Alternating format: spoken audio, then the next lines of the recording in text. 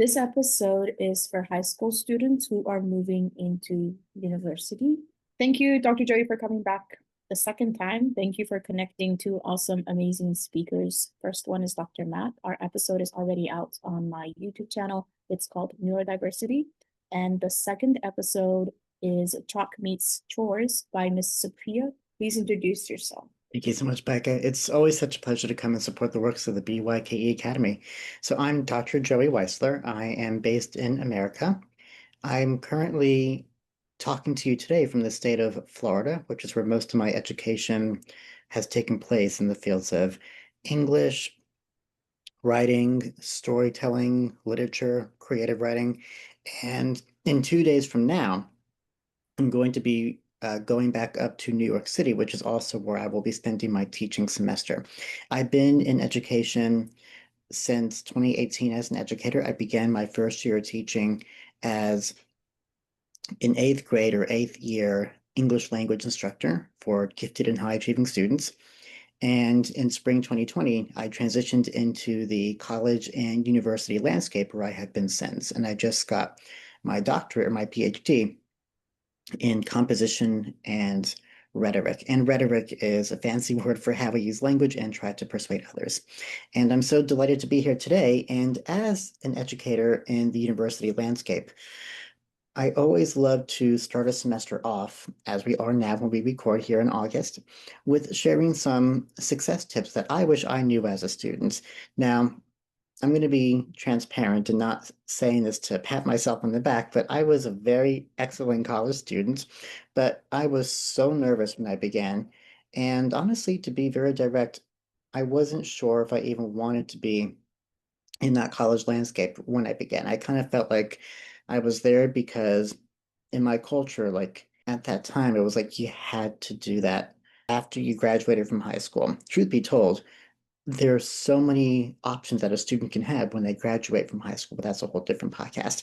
But I kind of went into college thinking like this is a have to do, and I really struggled with the transition and just the emotional and mental shift of being in that new landscape.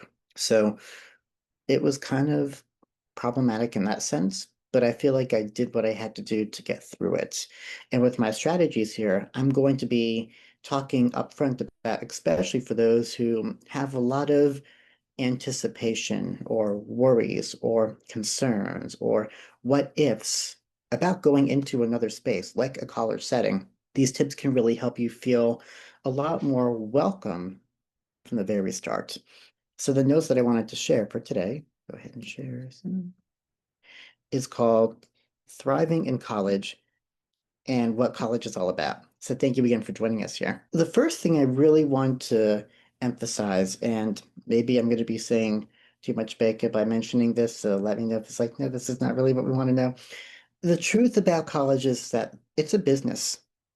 Academia, which is a word for school. Schools are essentially a business.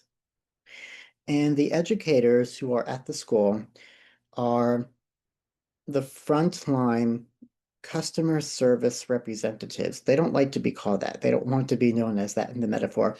But in truth, that's what they are. The educators are the people who are there to serve the customers. Now, in a school setting, who are the customers? Who are we serving? It's the students. We're here to serve you. You are the clientele, right? So one of the things that's important to keep in mind is that as the student, you are literally the paying customer to be in these schools because, again, you're paying tuition to be there. And so when you're looking at different schools to be a part of, two things should be going on in your head. The first thing is that you should be asking the question, do I want this school? Do I want to be a part of the school? Can this university serve my needs? And then just know that the second part of that question is going to be, they'll be saying the same of you. The university, when you apply, they're going to be asking, can we serve this student? So when you get accepted into a university, you are accepted into that community, not just because that maybe you feel that you'll be a good fit for that school, but that school thinks that they'll be a good fit for you and your needs. And that's super important because a lot of times students feel really down when they get rejected from the school, right? But the truth is because when a student gets rejected from a school, it's because somebody on the admissions committee to bring you into that institution, something about your application said to them, we as the school don't have what it takes to give the student, this customer, this potential paying customer, what they need. Okay, so remember, it's a two-way business street where you're applying to be a fit for them, the school, but the school's also making sure that they're a fit for you. And when it becomes a match, well, magic can really happen. So that's the first thing I wanted to mention about the model of education here. So there is an excellent show tune called Dear Evan Hansen that began here in America. And one of the songs, I'll have it here so our listeners can look at it later, but there's a great show tune within the musical that says, it's asking, does anybody have a map? Does anybody know how to do this? Because I'm just trying to figure this out by my own. And that's really essentially how a lot of first year freshmen feel. So if you come into a college and you still feel unsure and scared, is perfectly okay because the truth is that every single person around you is just trying to figure it out. I felt the same way when I was a freshman in college. My brother felt the same way when he was a freshman in college. And now that I have taught freshman first semester college sections every fall term for 5 years, I can tell you that just about without fail, any student that I have seen in front of me has also had this curve of anticipation and fear, wondering if it's going to work out. Most of the time, it does. And I say most of the time because for the ones that had it work, they follow these steps. They took this advice. And when they went with it, it was their best success story to be in college. The first thing I'll mention is that this is actually a quote on my calendar from 5 years ago. It says, write down your goals so when you get them, or rather, yeah, when you get to them, you'll remember how brave you were to want them in the first place. And for those of us starting college, that's something to remember that you have a goal to elevate your education. So once you had the opportunity, remember what that was like. So the first thing that we need to remember when we go into college is that we really don't know everything, right? Sometimes we enter college at all different ages, but the day that you stop learning is the day that you stop growing. So whether you're entering college at 18, 30, 65, you are never too old to gain new information. So my first tip is that when you come into the college space, no matter how much life experience you think you have, open your heart. Come into the classroom and open your heart. Because if you have an open heart and an open mind, you're going to grow and learn more about yourself in ways that you've never anticipated. And that's going to be a really wonderful situation when that happens. Because again, we are all lifelong learners. On that very last line over there, I have the word life in capitalization because we're lifelong learners. And being in the college space allows us to engage in that process of being a lifelong learner. So I normally like, as the professor, here's some of my secret sauce, Becca. When I'm in the college classroom, I always love to make sure that in the process of me getting to know students, which doesn't always happen. Sometimes colleges, if they're public universities here in America, they're very, very large. You could walk into an auditorium for one of your classes and be seated with 300 other students. Baker, what is it like over there in the East in terms of like the college setup? Like how are classes looking usually? And number, you mean like numbers of students? Yeah. Around 50. So it could be like, if it's like an English major, in my class there were 60. But then it kind of split, you kind of split in different classes, so we don't get to see the same students all the time. Mhm, If it's like an English class, we're so divided into different levels. mhm. Total, my class, there were 60 students. 60 is a very large number, especially for a writing class where everyone's producing original written work. Science and math, when a lot of the work is done through a Scantron, you can fit a couple hundred. But when it's coming to English, where it's a lot of writing, yeah, 60 is a lot. But the point to that is saying that your classes are going to be very, very, well, I don't want to exaggerate. They might be larger than they were in high school. That's how I'll leave it. The classes might be larger than high school. And so one of my secret ingredients as a professor is that I want to make sure that every student feels welcome into the classroom space. And one of the best ways I've learned to make them feel welcome is to get my students ways to know each other in class. I'm one of those cheesy professors, I'll admit it. I'm one of those cheesy professors that will spend the first week of class just doing icebreakers where they're like holding on to yarn for this representation and doing this for that representation and playing all these little games.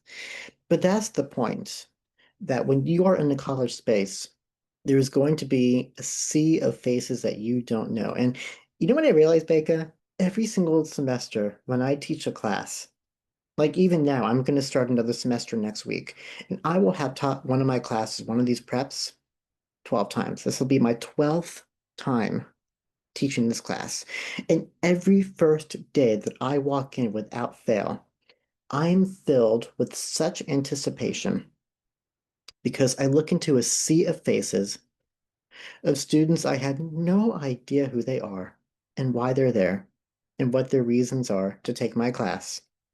And I think to myself when I share the syllabus that I wrote and have already taught 11 other times with so much success, I look out and I think, how in the world am I going to take this group from day one to their final exam window every single time? And by final exams, I'll admit, when my students leave after their final, sometimes in the words of my grandmother, I shed a social tear and I cry a little bit because I'm going to miss them. But it's the same group that on day one, I'm just looking into the sea of faces. So if I feel that way, I can't even imagine how the students must feel. I mean, I can't because I remember from my time as a student, you walk into that classroom and you just see a sea of faces. You don't know who they are, why they're there, and what the purpose is. And the best way to get to know the people around you is to get involved with them. Try and form study groups with them. Figure out what types of organizations they're a part of. Try and participate in class. That's my number one way. Be a part of the class conversation and make your voice known to those around you. Because here's the thing, the peers that are in your classes are going to be the same peers that will be your lifelong friends. They will be the ones that will maybe talk to you about, oh, I just got an internship. This might interest you too. Why don't you come apply and join me? Your peers will be the ones who will form your network, and they'll be cheering you on well beyond the time you're moving through college. So get to know your peers. And one of the ways that I also do that is just by ensuring that every student has a chance to make their voice known, right? If there's a class conversation going on, be a part of it. Join the lecture. You don't have to be that annoying kid that raises his hand every 5 seconds. Nobody wants that student. But just be somebody who's visible. Be somebody who's present. When the professor asks questions, just give an answer. Try. You're not going to embarrass yourself. Just be somebody who tries and shows presence, because if you are known within the classroom, you're going to have a much easier time forming a network. It is perfectly okay to be shy, but just know that there are ways to get more involved. And the other way to get involved is to get to know the professor, because we too, the professors, are going to be your lifelines and your networks.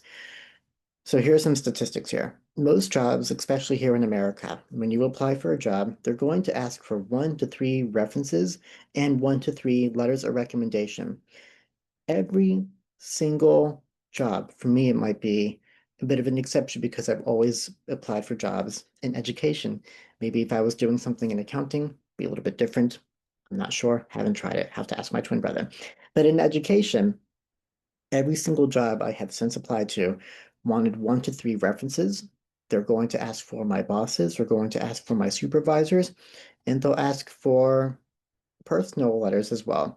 And with personal letters, I always go back to my old professors who I took 13 years ago. They're still writing letters for me from the class I took with them in 2013 when I was 18 years old. Why are they doing that for me? Because I came to class. I greeted them by name. Hi, Dr. Mulvaney. Hi, Professor Carrico. I sat in front, not in a nerdy way, but I sat in front so they could see me. They knew that I was there and I had a presence.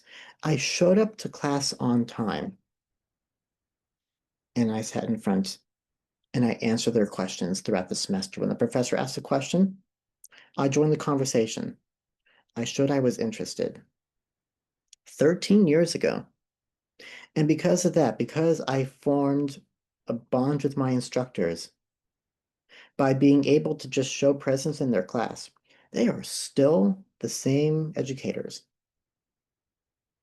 advocating for me in my career now as their colleague 13 years later. And you know what? When they're up for promotions, I'm doing the same for them as well. They put me down as their reference, which is really cool.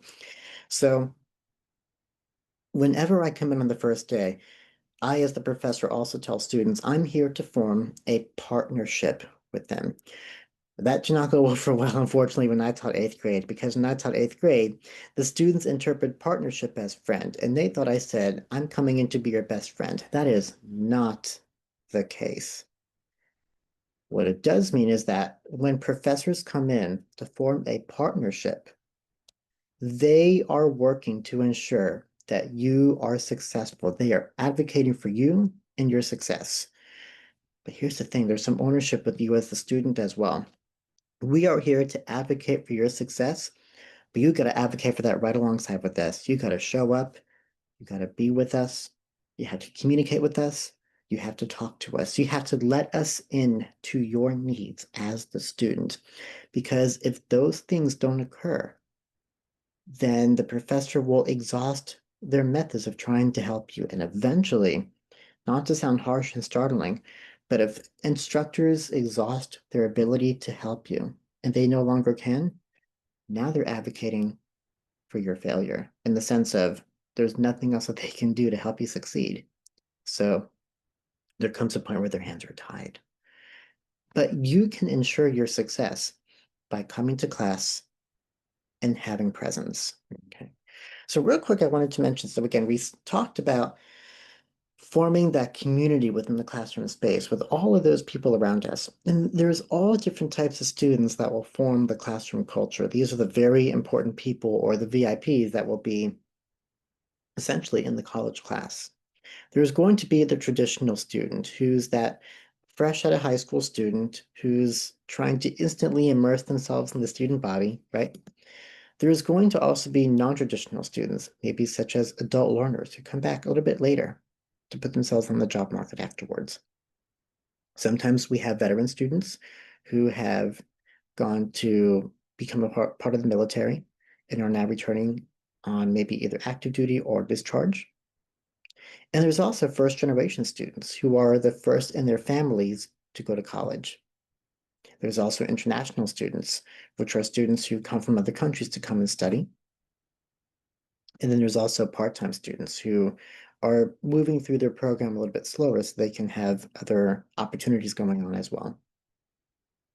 There's faculty, the folks like me who are teaching your classes. There's academic advisors that help plan for your career goals. They'll also help you put a schedule together when you declare your major. And then there's also different services. So on every single campus, there is going to be services available such as the Writing Center, the counseling service, career advising. Every campus has some sort of tutoring opportunity. And a lot of students really don't like to go to these. And as faculty, we don't understand why. We think that students tend to look at different support systems like the Writing Center as almost like this stigmatized weakness, like, oh, if I have to go to the Writing Center, I'm not a good writer, or oh, if I need tutoring in math, I must not be a good math student. Oh, if I have to go to counseling, and the list goes on, right? But here's the truth. That is the biggest emotional change that a student can make in knowing that these services are for them, and to not use them would be a grave mistake throughout the college life. Why is that? You know why tuition's so expensive, Baker? Tuition's so expensive because students are paying for these services. The tuition that they're paying for covers the Writing Center. It covers counseling services. It covers tutoring. It covers advising. And that is why all these services, they're labeled as free. They're free services. They're really not free. Your tuition covered it. So because you've already paid up front, my advice is to use every service that you see. Go to the Writing Center, go to career advising, get tutoring, visit counseling, and those services will really help bridge you from the start to the finish.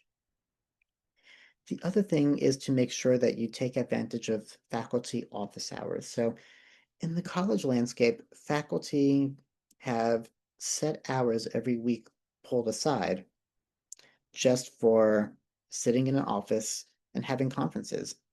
For example, my office hours this semester are on Wednesdays from 12:30 to 2:30. And that is a time where I will be sitting in an office with my door open, literally sitting there like this, waiting for anybody who passes back and forth to come in and talk to me about their success. Take advantage of that time. If you visit your professor during office hours, they will get a chance to know you so much more than if you're, again, that student who comes in, sits in the back, and doesn't talk to them. Do you know how many times I have had students come to me the week of final exams and ask me for help? And the saddest question I have to ask them is, I'm sorry, and who are you? And I ask them that because they're not involved in class, if they show up at all. And the students who do, again, come to my class, the students that show visibility and really, really try hard to make a presence, those are the ones that I will bend over backwards and do everything I possibly can to ensure that they succeed. Because if they're advocating for themselves to do well, I will advocate to make sure that they succeed as well. So if there's two takeaways that I would advise for those coming into college, is to get to know the students around you and really work hard with the faculty in front of you. Every single person in the college setting has one common goal. Do you know what that goal is, Becca? Every student in college, one common goal. To graduate. That's exactly it. That's exactly it. Thank you so much to everyone who's tuning in. I appreciate you. Those are the Yeah. true scholars who come in at midnight, 11 o'clock. So we have a question from the audience. They wanted Yes. to know what university you work at. Is that okay? Can you Yeah. tell us? I'll give the geography. Yeah. I teach at 4 different colleges. I'm considered an adjunct faculty member, which means I teach part-time across multiple universities. So I teach at one college in South Florida. I teach at one college that is remote and online through the state of New Hampshire. And I teach in person in Manhattan, which is a part of New York City. So I teach in person at 2 different schools in New York City, 2 private schools in New York City. And I've taught overall at 7 different universities, most of them in the state of Florida, but a couple of them also in New York City. And every semester, I pick and choose between my 7 schools where I want to go. In the semester, I chose 4 of those 7. And maybe in the spring, I'll switch back to a couple of the others. Someone just said, can they still go back to university again after they're 30 years old? Someone said, Absolutely. Absolutely. Make this known, Baker, that age does not really exist in academic spaces. Age is not really a thing. Anybody can go. I just graduated with my PhD, and one of my closest friends from that program just had her 55th birthday. And when she started the program, when she began with me, so she must have been 50, I'm sorry, 59. She just turned 59.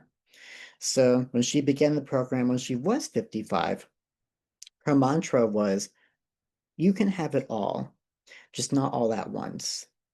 And she always wanted to get a PhD or her degree. But before then, she lived a whole life. She did all these wonderful things. And now it was time. And that's the mantra I've lived by. You can have it all, just not all at once. So let your students know that they can go to college at any point in their lives. And we will always welcome them because education always wins.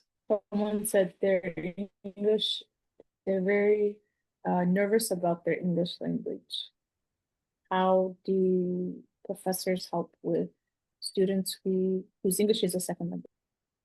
That's an excellent question. And I have many students of the same. One of the schools that I taught at in my first year of being in college was an institution entirely built for international students.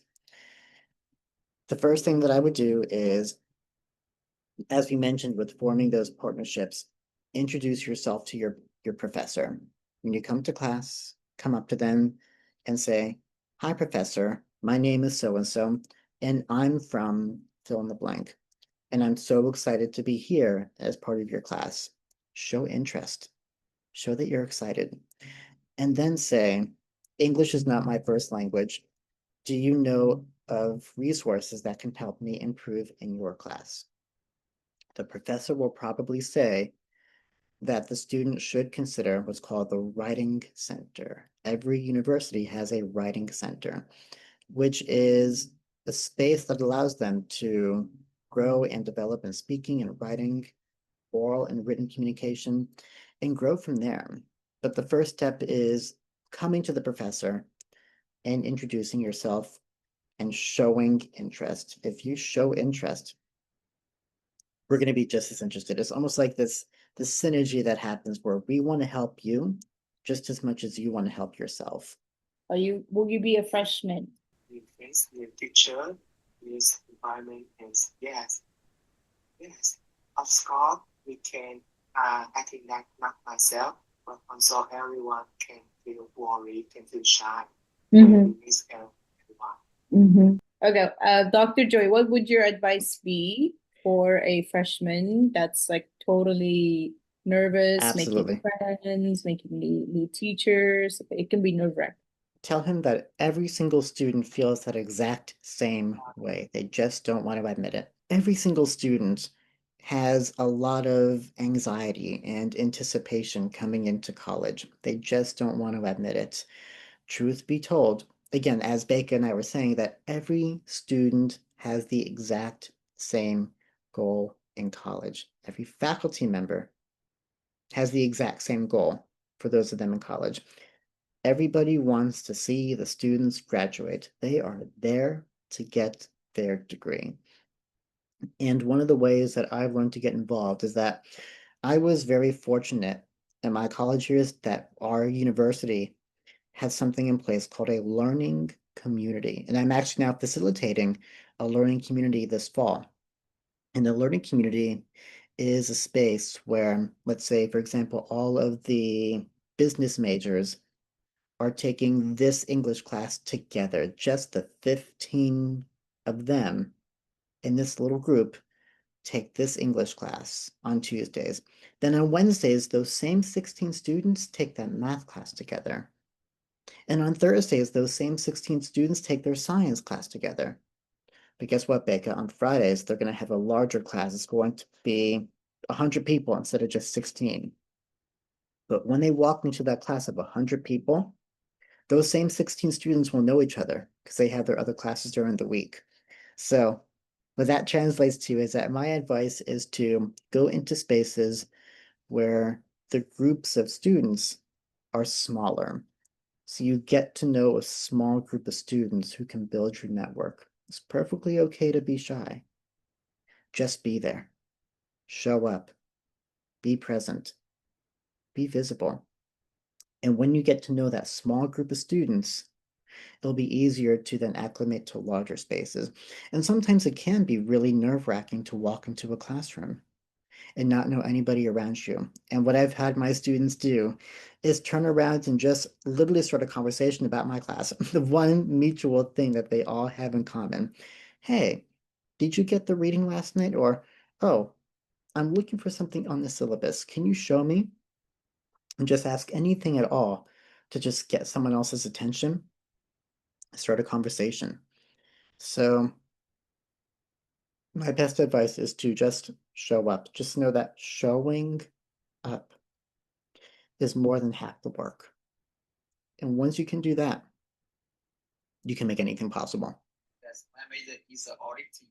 So too, what is the biggest difference between studying at university and studying at high school? You know, I feel the More freedoms. How to make special another people. How to stand out from other students. That's a great question. Absolutely. And one thing that I love about colleges, and first of all, I love how the student recognizes that there's so much more freedom in the university landscape. But I'm going to quote a famous US president from the 1960s. His name is John F. Kennedy, JFK. He says, "To whom much is given, much is expected." And what that means is that if we have so much freedom in college, which we do, because in the eyes of the college, you're seen as an adult.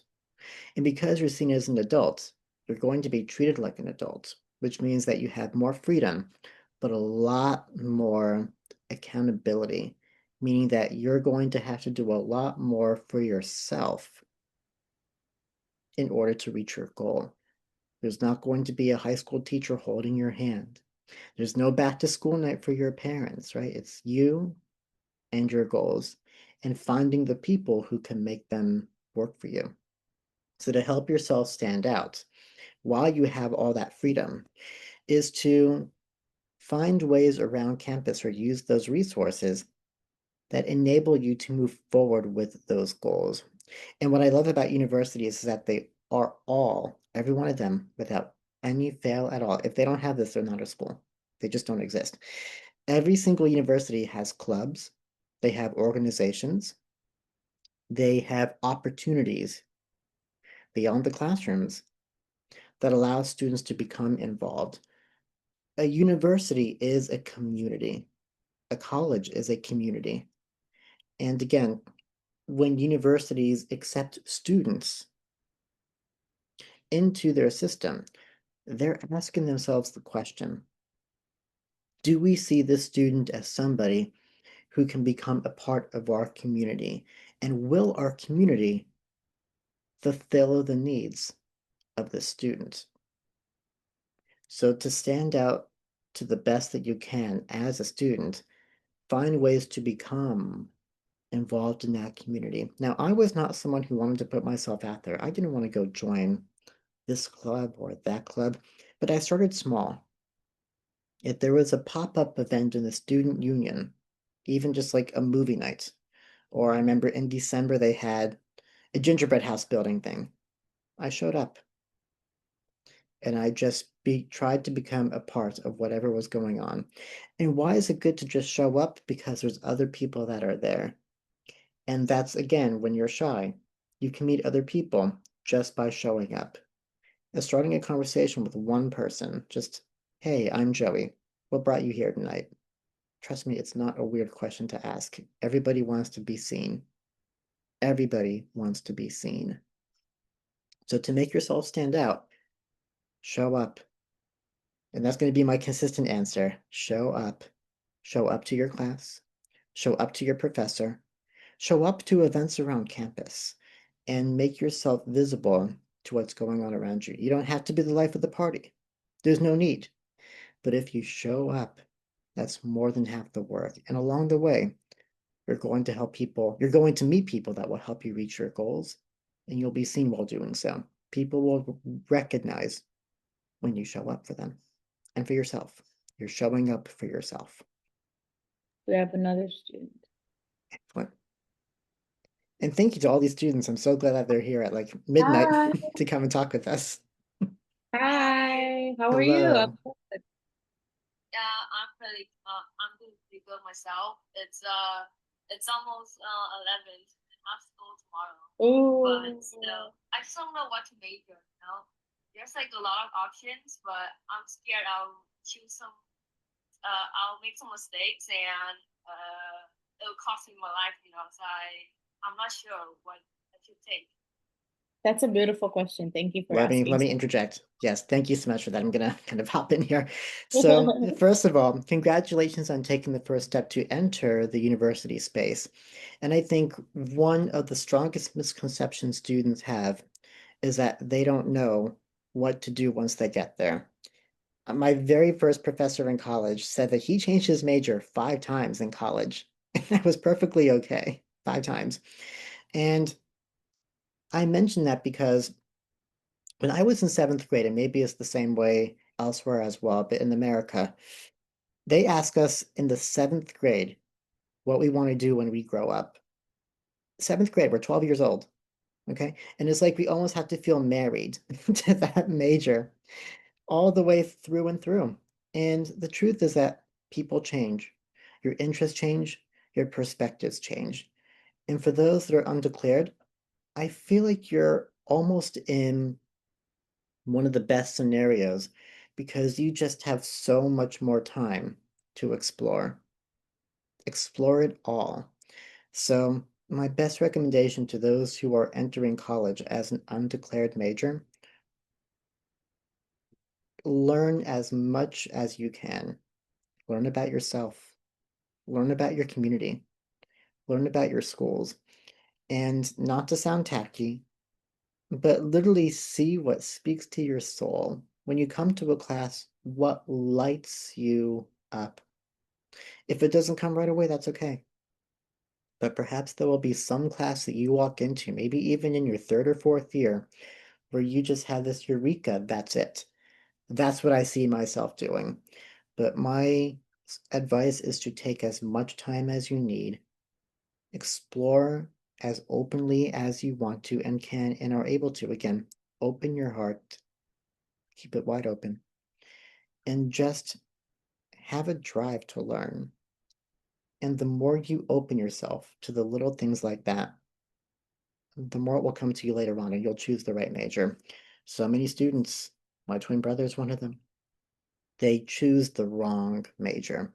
What's scary for them is that when they do choose a major and they do start their career, now 6 years into a career.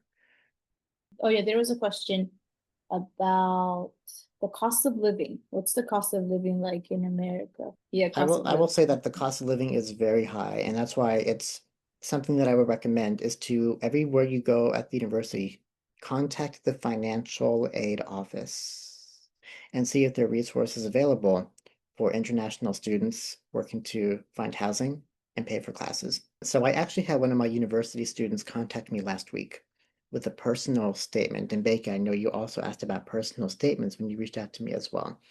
And I'm going to reiterate that same key point. When applying to a college and when they look at you as a candidate, they're going to see, or rather look for 2 things. First, will this student serve our school? And the second, will this school serve the students?